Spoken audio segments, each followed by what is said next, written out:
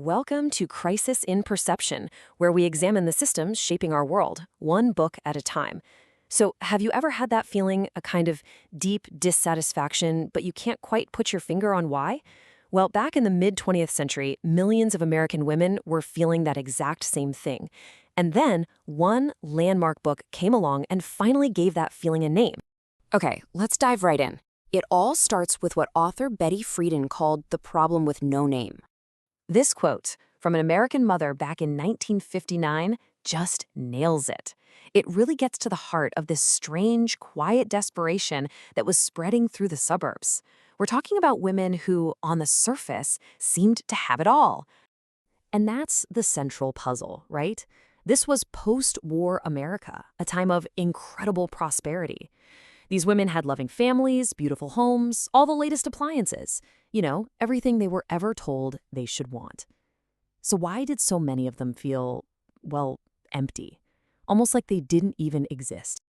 So what was this problem with no name?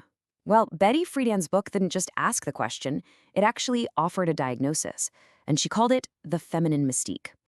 The Feminine Mystique. It was this powerful, almost invisible idea that was just everywhere. It was this widespread belief that a woman's only real path to fulfillment was by being a wife, a mother, and a homemaker. Not just that it was a good path, but that it was her ultimate biological destiny. I mean, think about it. This ideal laid out just one road to happiness. Your goal? Marriage. Your ambition? Motherhood. Anything else, a career, higher education, a personal passion, that was seen as, unfeminine, maybe even a little weird. It was something you did on the side, maybe, but it wasn't what really mattered.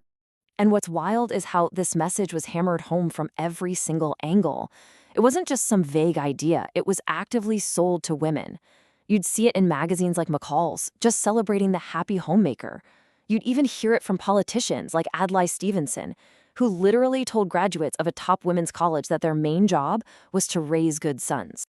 So here is the absolute key. This feeling of emptiness, it wasn't a personal failing. It wasn't that these women were ungrateful. No, the problem was the system. It was the deep psychological damage that happens when a society tells half its population to shrink themselves, to ignore their intelligence and their talents, to be less than they could be. So what did this trap actually feel like? Friedan used this incredibly powerful metaphor to describe it. Okay, just imagine you're in a room. It's a comfortable room, one of those brand new suburban houses. The lights are on, you can see everything you've ever been told you should want.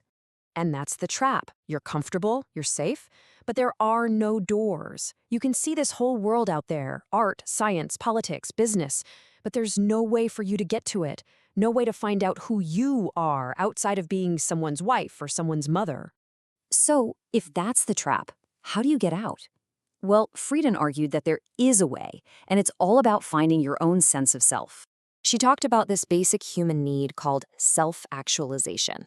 It's this deep-seated drive that we all have, men and women, to grow, to use our gifts, to have a purpose that's bigger than just surviving, to make a mark on the world that is uniquely ours. And it really boils down to two choices. The Mystique pushes you towards what Friedan called vicarious living, getting your sense of who you are from your husband's career or your children's achievements. The alternative? To live your own life of purpose, to find and pursue something that is truly yours. And this is why the book was such a bombshell. By finally putting a name to the problem, it did something incredible. It took what felt like a private, personal shame and turned it into a public issue. All of a sudden, millions of women could say, wait a minute, I'm not crazy, I'm not alone, and once a problem is shared, that's when you can start to solve it together. This explainer was based on the groundbreaking book, The Feminine Mystique, by author Betty Friedan. We highly encourage you to read the full book or borrow it from your local library. For the full long-form deep dive into this book and its ideas, follow the link in the description. If you enjoy systems-level analysis like this, please subscribe and comment with books or topics you'd like us to explore next.